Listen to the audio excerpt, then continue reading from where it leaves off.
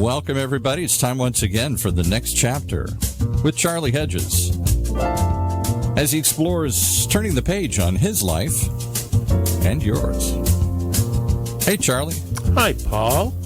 I found living in what we call the Orange County bubble, many of us are unfamiliar with the personal and economic struggles that many, if not most Americans, are facing on a daily basis today.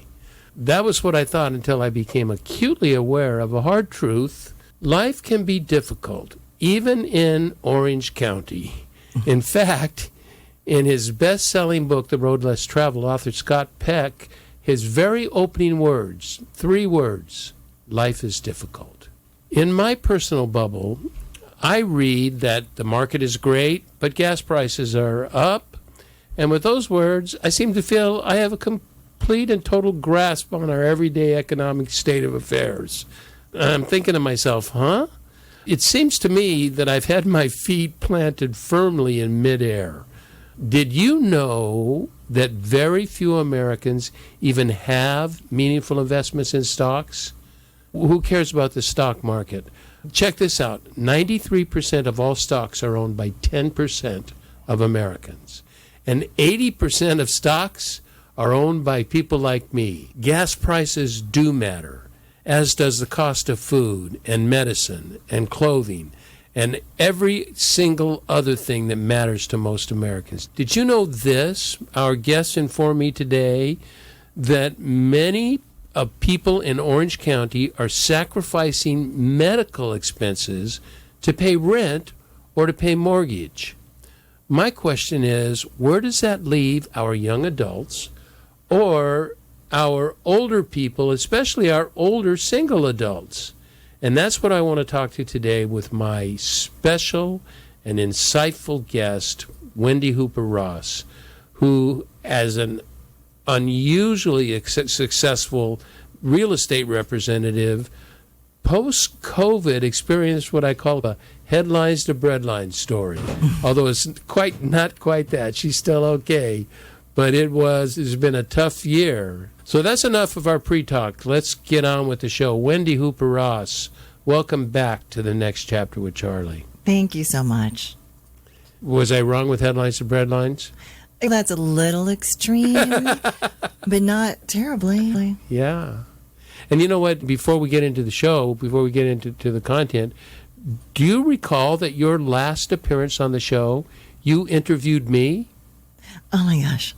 You did. That's right. You interviewed me before I took a 2-month sabbatical. That's right. And you are such a good interviewer. Thank you. So let's just change the show. You can just interview me on real estate. Good enough. The show lasts about 4 minutes.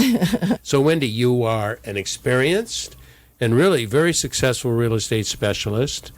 Today, residential as well as corporate real estate has been experiencing a radical shift. Mm-hmm. I would love for you to talk to me about that and also talk to me about how it impacts people in the industry, and then we'll get on how the industry is impacting the overall economy. Okay. If by corporate real estate you mean just housing overall, because apartment buildings and condominiums and multi. No, I was thinking, I didn't mean corporate, I meant commercial.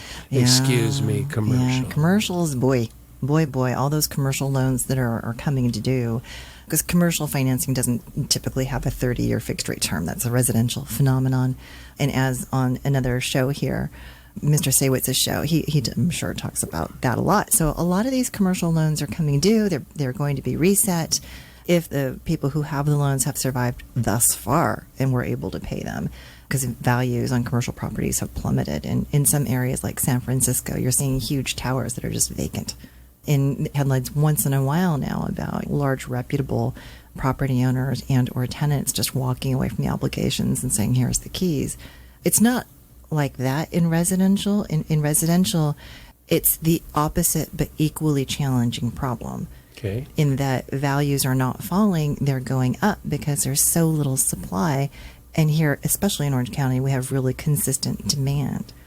And that continues to drive up prices. And I shudder at what's happening. Even now, I don't know if you've heard, but in the last couple of days, interest rates have inched up ever so slightly. Interest rates have been increasing for the What last... are interest rates? I know. As of this morning, Fannie Mae reported that just nationally, the average, because different regions price slightly differently, which is, anyway, it just is. The average rate for a 30-year fixed is 7.17% as of this morning. Yeah. And yet, there is still competition to buy homes.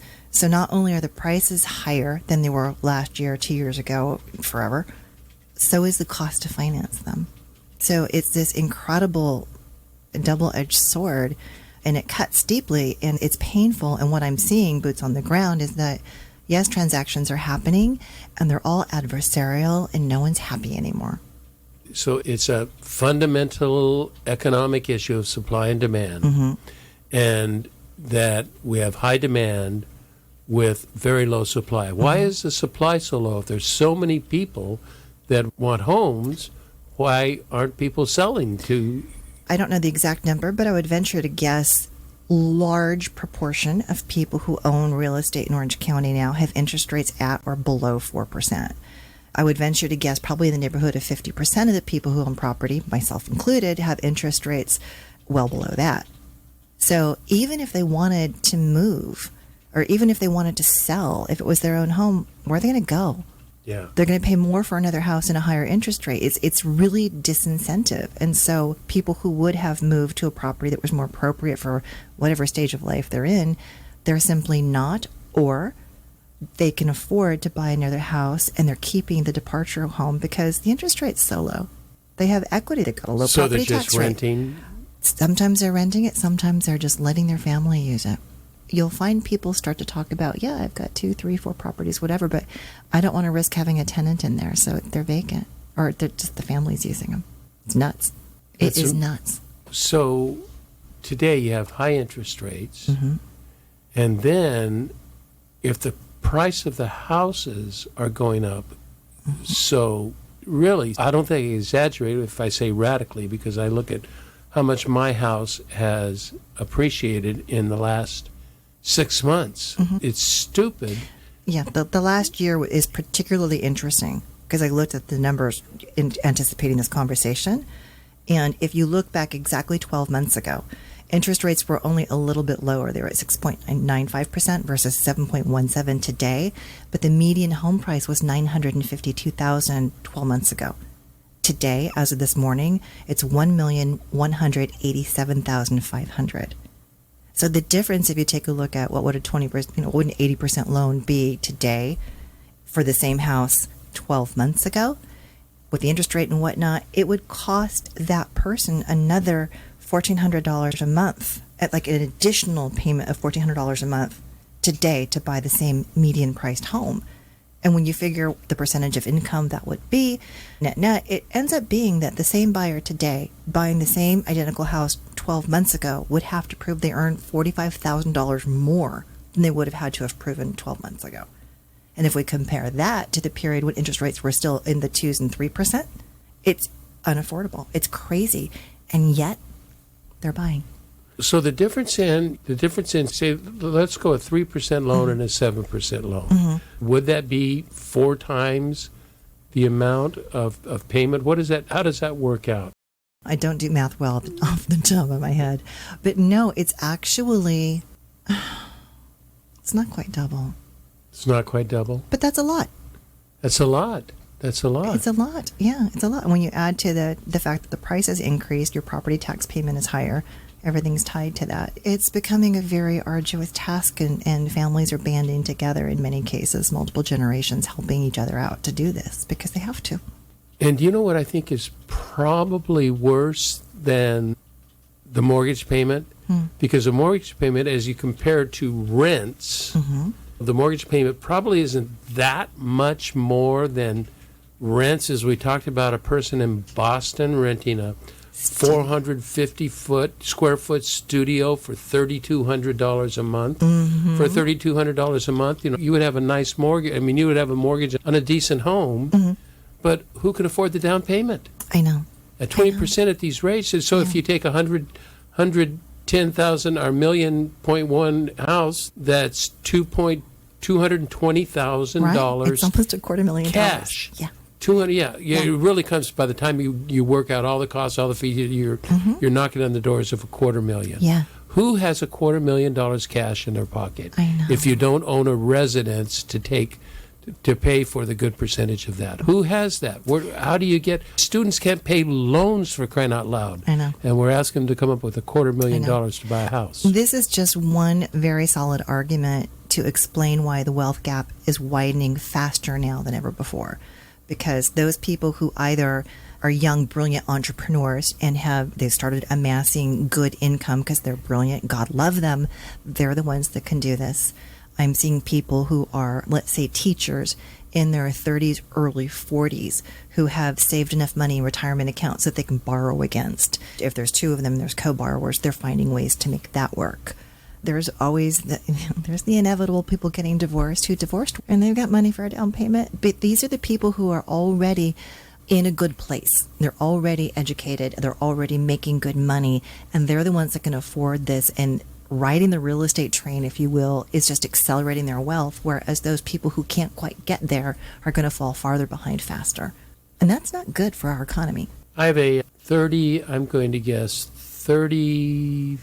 to 35-year-old nephew that just got engaged. So they live in Texas, so the prices of homes are a bit less in Texas, but although they're rising as well. If he decides to buy a home, let's start a family and buy a home, even in Texas, he's going to have to come up with a couple $100,000, right? It depends. You don't have to put 20% down to buy a house. Oh, you don't? No. Since when? For a while. You would obviously want to reduce the purchase price because your payment's going to be higher if you're financing more than you're putting down. You can still do FHA loans and government-insured loans with 3.5% down. There are many good conventional loan products for 5 or 10% down. Those do carry higher interest rates because the less skin in the game you have, the riskier it is for the banks, and that makes sense. But they are out there. But if someone can only afford, let's say, a $4,000 a month payment, then they're going to have to reduce their purchase price if they're also reducing the money they're putting down. That's good to know. I thought you could only get a loan with 20% down. No. I just use that for my examples. And if you're reading my but just from my personal experience, maybe because it's always, anytime I get a loan, they just always say 20%. Probably because they're getting you the best loan terms possible, and that's the sweet spot. Oh, okay. Because I remember when we bought our first home, I was thinking about down payment for if somebody were to buy my house right now, the down payment would the down payment would nearly double the full price of my home. Yeah, okay, price of my home. Yeah, that's when it really comes to the fore, and you're acutely aware of how crazy it is that in your lifetime this has happened. But let's put a pin in that for a minute. What year did you first buy your home, approximately? 87. Okay. Back in 87, you did have to put 20% down. No, I put 10% down. Oh, there you go. Okay. I don't know how. It was 10%. It might have been... My house cost $150,000. I had to come up with $15,000. Okay. And I had to borrow that. You might have had a first loan and a second loan. Hard to say. But good. Yeah, you had good credit. Yeah, because I was in the business in the 80s, and those were hard to come by. Were they? Yeah, below 20% down. It's like you had to be a rock star with your credit. I don't know how we could be rock stars. We didn't own anything. I don't know.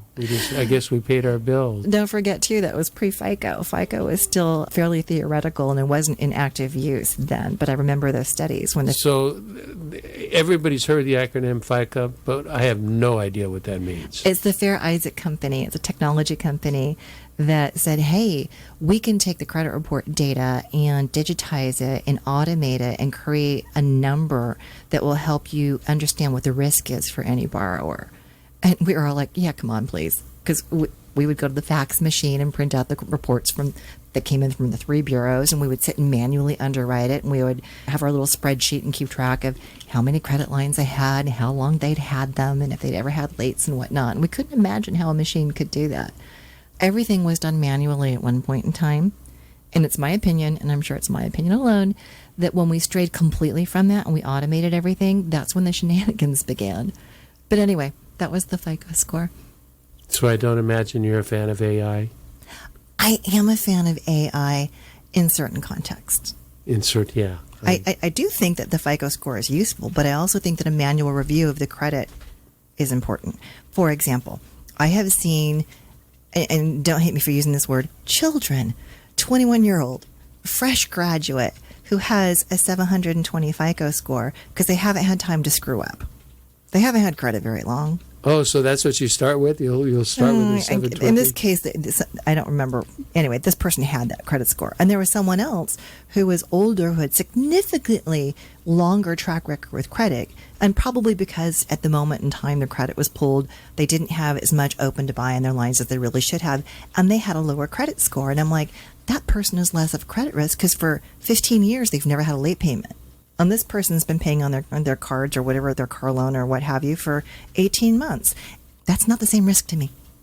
Yeah, that makes sense. So what we are coming to is more people, because of the situation, more people are just holding on to their homes. And as long as they hold on to their homes, then it's going to just create even further chaos. Would the lowering of interest rates exacerbate that problem? I think it might help. I think if interest rates fell a little bit, then more people would be inclined to sell the home and move on, or sell and buy another one. I think it's the sustained higher interest rates that is preventing the inventory, and ironically, them hoarding homes is also what's accelerating the prices because there's so little inventory. So it's becoming something that's self-serving, and I don't think that's why people are doing it. But it's hard to ignore that the house that they didn't sell has now gone up. Using, again, the prior example, today's home median price versus 12 months ago, it's 25% higher today. That's nuts. I'm thinking of my nephew, and I'm thinking, and there's thousands of nephews, tens of thousands. I don't know if it's hundreds. It probably is hundreds of thousands. Oh, probably, yeah. Yeah, that can't afford to buy a home. And he and his wife-to-be both have good job. I don't think he's CPA, but he's a accountant in a firm that has done very well, and I'm not quite sure what she does, but I know she's professional. So they have good incomes. But even with good incomes, how much money do you have to make to save $200,000? I know. I think we're going to have to go back to maybe the mindset of the 70s, and here's what I mean by that. Because back in the 70s, at least me and my friends, when we were kids, we didn't imagine we were going to be rich overnight. We knew we were going to have to start doing things that were a little bit less attractive and less savory. And kids today, like the nephews you're talking about, they might have to start looking at duplexes, triplexes, fourplexes in areas they don't love, where they can live in one of the units and take the rent from all the other to help them qualify for the loan. And they can still do those with lower down payments as long as they live in one of the units. But people today just don't want to do that. But that's what they should do. Really? So they could buy an entire apartment complex. Could buy up to 4 units. Up to 4 units. So basically, they could get their payments covered. All they have to do is come up with the down payment. And you can still have a lower down payment, a 5 or a 10% down payment on these, depending upon your credit, depending upon the lender. Yeah. A lot of people now are like, I don't want to live in a duplex in a neighborhood. But we don't like. even know. How many people even know they can do that? Apparently not enough.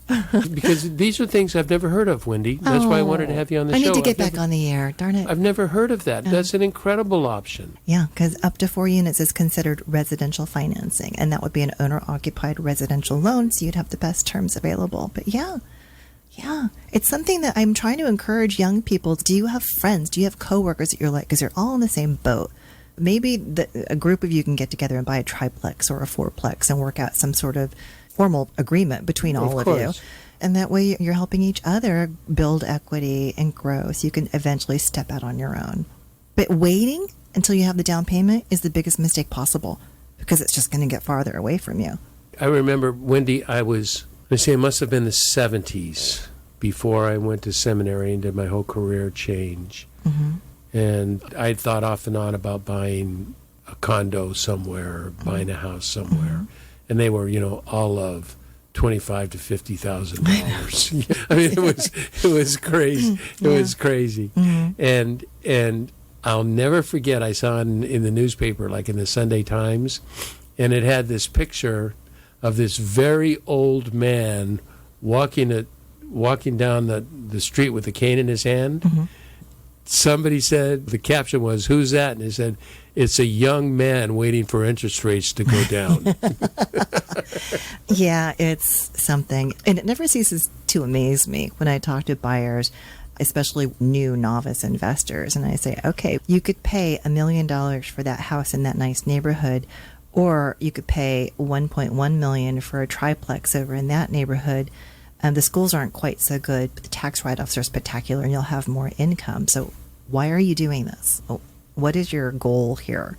And if this is about having tax write-offs, then the triplex over there is a better idea. Yeah, and if this is about building a future, it's buying the $1 million home in a neighborhood that you happen to... It's wanting to achieve your end goal now, rather than what you're saying is investing and achieving your end goal 2 or 3 times what you could do right now in another decade. Yeah, if you really want to get to your goals, you need to put your ego aside and look at the numbers and think about it just practically speaking. If you have a single living unit that you've purchased, a house, and it goes vacant, the tenant doesn't renew the lease, then you've got an empty house and no income. If you have a 3-unit property and one of them goes vacant, you still got 2 people paying. It's a safer bet. It's just, It's a great idea. How come you ought to have a podcast and do something on this? We could call it This Week with Wendy. All right, Paul, I'm coming back. Keep talking, Charlie. Keep talking. Yeah, that's brilliant. That's absolutely brilliant. Because we got used to, for how long did we have the 2% and 3% loans? Was that a decade? Did it even last that long? No, it didn't last that long. No. Mm-mm. Yeah, I happened to get mine in 2018, and it was 3.875%. But they were really, and for a minute in time, they were in the high 3s, but they were really in the 4s, bouncing around there. And it was only like 18 months that it really fell below and dipped into the 2s and things when the feds were trying to drag us out of the COVID doldrums and stimulate the economy. That's when I got I don't believe in paying principal on a house. If I'm buying a house that's going to appreciate, I get interest-only loans. Because I can buy more house. Right. In my house. And if I buy more house, it appreciates more. I make more money. I think I could, actually, if I broke it down on paper, I could show that it's better to do that. I love you. That you make more money doing that. But I was able to get, Wendy, a loan, a 10-year loan, 10-year interest-only loan for 2%. It's stupid. What my payment, I dare not, my wife said, do not tell numbers. But what my house is worth and what I pay is you can't rent. You can't rent. I'm sure not. You can't rent a 1-bedroom apartment for what I pay for a 3,000 square foot home. Yeah, no. If your home's 3,000 square feet, it's going to be upwards of 5,500, possibly up to 10,000, depending upon the neighborhood it's in per month. Seriously? There are homes in Newport Beach and along the coast there on the peninsula in particular that are going between $10,000 and $15,000 per month, and that's not monthly holiday rental. That's 12-month leases. It's insane. The median price for a lease in Orange County, from a 1-bedroom or a studio condo all the way up to a big old house, whatever, the median price as of this morning was $4,300 per month. And the median price for a mortgage, if you bought the median price home and you put 20% down, was just over $5,000 a month. So you're not even saving $700 a month, and you're not getting any of the write-offs. So your prior point was pretty accurate. It's so expensive to rent, you may as well suck it up and figure out how to do the purchase. You know what's so troubling is it just feels unfair. And it's just, the whole economic structure right now feels unfair. The price of gas, the price of food, the price of medicine. If you were not insured, and my wife and I have Medicare, which is, I tell you, Medicare is wonderful. But we have supplement to the Medicare, and our supplement is, I'm telling you, it is not cheap. It's a lot of money, so we don't have to pay a lot for our medical bills. But what about the people that can't afford, even my age, that can afford Medicare but cannot afford the PPO plans and have to go to the HMO plans, and that changes the whole ball game. Imagine a couple. Let's say one of them is a paramedic and the other one is a college professor and they've got 2 kids. They're barely making enough money to survive. They're one major life calamity away from true financial issues. That shouldn't be. I've read too many stories about emergency room workers and, again, emergency medical personnel, the EMC people, EMTs, I'm sorry, living in their cars. They're found living in their cars because even though they're going to work and saving people's lives every day, they can't house themselves. They don't make enough money, or they make too much money to get assistance. They're in that gap. It's wrong. It's just wrong. And we talk about nationally in our presidential debates that overall, pretty much basically our economy is okay. And I was working,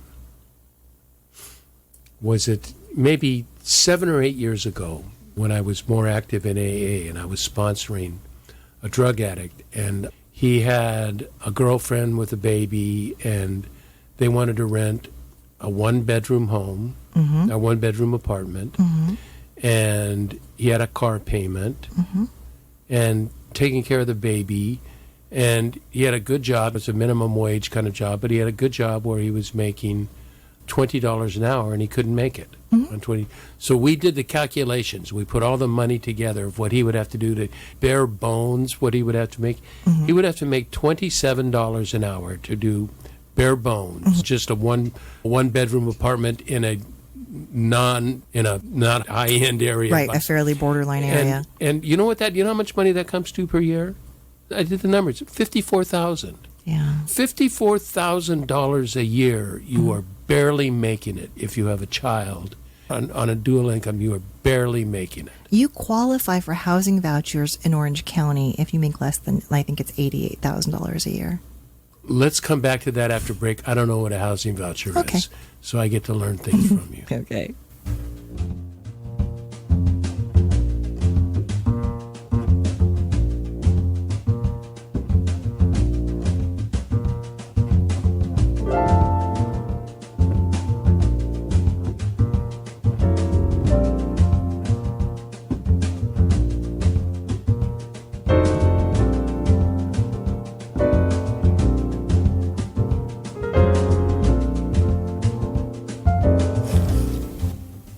Hey there, this is Charlie Hedges, and you're listening to The Next Chapter with Charlie, and Wendy Hooper Ross and I are having, and I love the name Wendy Hooper Ross. Isn't that cool? Don't you wish you had a name that cool? Well, it is contrived, I must admit. It's cool. Thank you. So it's contrived cool. But we are talking the cost, we're talking economics, not economics, I'm sorry, we're talking economy. And we're talking the cost of living, and we were talking houses and real estate. And then we are talking just cost of living, and that we just were talking about that in Orange County, in a neighborhood that's okay, it's not unsafe, but it's not a high-end neighborhood by any means, that $54,000 for 1 bedroom with a family of husband and wife and 1 child barely makes it. And then you were talking about $88,000 you have a housing voucher? Yeah, What is that? I think it's a family of 3 or more earning $88,000 or less. I'd have to look. I'm close. Housing is Section 8.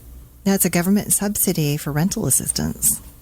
It's insane. Section 8, that sounds like, is that time in jail? Or what? No, it's just the name of the code that applies to this particular circumstance. But yeah, you are eligible for government subsidies to help you pay your rent if you're making nearly $90,000 a year for a small family. So what kind of subsidy would you get? I don't know the terms of it. I'd have to get back to you. I mean, give me an idea of around like $1,000, $500, or... It varies. So what they do is the housing division goes out to the marketplace and says, let's say it's a $3,000 rental payment. They say, okay, we've verified that this family can pay $1,800 of it, and we'll pay the rest. Okay. I think it's a little bit more build to suit, but I'm not entirely sure. Producer Paul wants to say something, so I'm going to give him... I just want to put a plug for South County Outreach that's starting a show with us. They're a nonprofit that does supply housing vouchers, and they could answer. It's called Around the Table. And Fantastic. They talk about getting everybody around the table like a kitchen table and discussing these same issues and the resources that are available. Yeah. Because they'll give you utility subsidies. They'll help pay your utilities, or they help pay your housing, as does Cal Optima has a program where they will do this. Thank you. I don't know what the number is, but yes, they will help you pay those bills because you can't afford them. Yeah. And I hope that we get to a place where this stigma of asking for that assistance isn't so great. That's exactly what they said the big problem is. Because these aren't real poor people. Right. These are people that have never asked for help at all and will not show. They also do food banks, and they also do housing assistance. That's the human condition. We don't like to ask for help, especially in America. That it's un-American to ask for help for some crazy reason. So I'm thinking once again, and I should be thinking of people my age, but I'm thinking of the young people and how difficult it is for young people.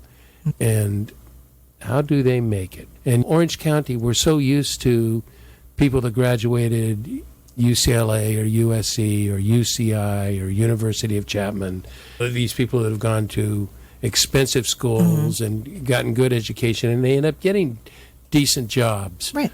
Many of them, because most of them are voting for Biden to get, what do you call it? To get their loans, their school loans paid for. Student loans forgiven, yes. I just gave away my politics. Yeah, you did, Charlie. Red alert. Oh, my gosh. Literally red alert. You're right. Yeah, it was Oh, a my red goodness. alert. Yeah. And then comes to that, we think of homelessness as drug addicts or crazy people. Don't even get me started on this. Or fine.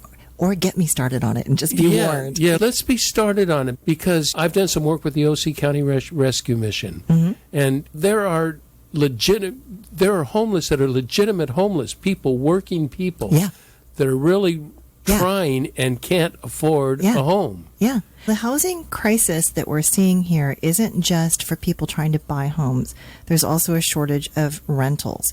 And as a result, landlords are really picky about their requirements for moving in. So let's just say that there's a $2,500 a month rental. Many of them are saying that you have to earn 3 times as much. Most people who earn $7,500 a month are buying houses. They're not renting. And the people who just can't cobble together that much income, they're being denied rent. But they're making too much money to get the subsidies, and they're falling between the cracks. You have to make 3 times for them to do it. You have to make 3 times. In many cases, that's the standard, yes. It's up to the property owner to decide what their requirements are going to be. They just have to be egalitarian across the board. It's just broken. It's broken. It's broken. It's terrible. And then the rest of us who have it okay think down of those people. We think poorly of those people. It dismays me to think about that, but possibly. This is why I personally try to be kind to everybody. And like when I'm at the club, because you and I are members of the same club, and I sit and I talk to the servers or the bar personnel or anybody there, I want to know where they come from, because a lot of them weren't born to families where they were able to go to good schools. A lot of them worked after school when they were in high school. A lot of them just weren't in the situation that the better able were. And it's not their fault. I'm involved in a charity right now the listeners know I've been involved in water charity for 7 or 8 years, which I left that early this year. And early last year? Oh, it was early last year. Yeah, I'm losing my years. Me too. As I gain them, I lose them in memory. But this works in inner cities in Orange County, and happens to be in inner city is an politically incorrect word. So these are under-resourced or underserved communities, and they are in Anaheim and Fullerton. And it is just what we see. We offer counseling, free counseling. We offer everything is free. Everything on our campus is free. We just had an event Saturday that had 62 charities represented in our facility, and we were offering free dental services. So it was x-rays, extractions, and fillings. We offered eye care where you could get glasses, but not only could you get glasses, you got your prescription. Wow. Within 30 minutes, you got a prescription, and you got free glasses, free clothing, free shoes, free food. It's amazing. And it was just that is what we offer into the community. But then we also offer family services, so we offer family counseling, and how difficult it is to get the families to come in because it is a matter of they don't want to accept something must be wrong with me if I'm having to go to counseling. And those are so that it just that issue I don't want to call it of pride, but of dignity. It's not pride. It's not a negative thing. It's an issue of assaulting the dignity somehow is being impacted, that we have to cut through that so people can take advantage of the services like what you're taking advantage of. What I'd like to do is I would like to go from our show right now to talk to about what are options. What is the hope? Is there any hope in the future, or is this just all negative? I think there's always hope. I really do. It's just a different hope. We don't know what it's going to look like. I know from personal experience, I am just as happy, if not happier, in my little 1,500 square foot house as I was when I lived in an amazing penthouse in Seattle and had a view of Elliott Bay. And I think that if we are able as a people to be mindful of what it is to be human and what it is to be kind and all the things you and I have talked about, just getting through the day-to-day as best as we can, we're going to find a way to carve out a space for us to be and for our families to be and a way to be happy come hell or high water. And it may mean we decide to be happy in an inner city neighborhood we never thought we would have considered. I don't know. I love that. I can't count the number of times I go back to Viktor Frankl's Man's Search for Meaning. And Viktor Frankl, who wrote the book in a Nazi prison camp, right. and he said, we cannot control our situation, but we can control our response to the situation. It is a choice. It is a choice. And it's a choice of who do we want to become. I'm getting these hand signals. When you come up with something like that, I'm like, wow, there's the ending of the show right there. Stop talking. That's okay. You can keep going, but that says it all right He thinks we're going to jump the shark. We're going to jump the shark? Yeah. He doesn't know the phrase. Didn't you watch Happy Days? No, go away. Don't. You are the distractor. You're the devil of distractions. Just focus on me, Charlie. We'll be okay. Yeah. I love that idea. And I think about how little my wife and I spend. My mom taught me when I was a kid is that you're frugal in everything until you're not frugal in something. And for example, we would go to I was 10 years old, and we'd go to the steak restaurant, I'd have to put a suit on. So I had a suit. And my parents, my mom was an administrative secretary, and my dad was a shoe salesman. So we had no money. We had money to live on, but we not a lot extra. But we had money so I could have a suit, because that was important. Of course. And so we went to the restaurant, and my mom always said, when we go to this restaurant, you order anything you want, because if we can't afford to buy anything on the menu, we shouldn't be at this restaurant.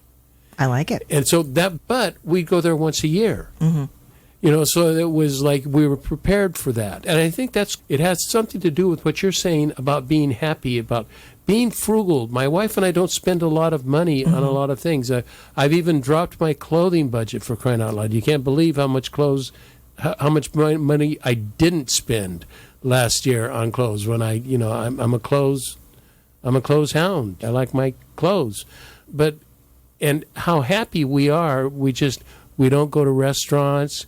We will eat salads at night and just live very frugally. But we're very happy. But when it comes to the big things, then we may spend on the big things. Yeah, and I hope that you and listeners understand that the context of what I was saying. And it wasn't, and I know you didn't take it this way, it wasn't a judgment on people who have more and spend more. It was merely an observation that you can choose to be happy with less. And I think a lot of people may need to make that choice. And that's not a bad thing. Take a look at Warren Buffett. He has chosen to live a very modest life. Certainly he could afford anything that he wants to, but he's also wise enough to know that having stuff isn't going to make him happy. Happiness is a choice. And we need to choose. Like many years ago when I was diagnosed with my heart condition, my sister was saying, you should go on disability and you should not work and you should stay home and get government money. And I was like, why? Yeah. I'm not sick. And how is that going to make me happy? And I don't want to define myself as an invalid. That's not a choice I'm willing to make. And that was 24 years ago. Can you imagine me? You know me. I'm uppity. I can't sit around in bed, eat bonbons. No. Come on. It's never going to happen. Sit around in bed and eat bonbons. Yeah, I think you're right on. I think happiness is a choice, and that we need to choose happiness not based on possessions.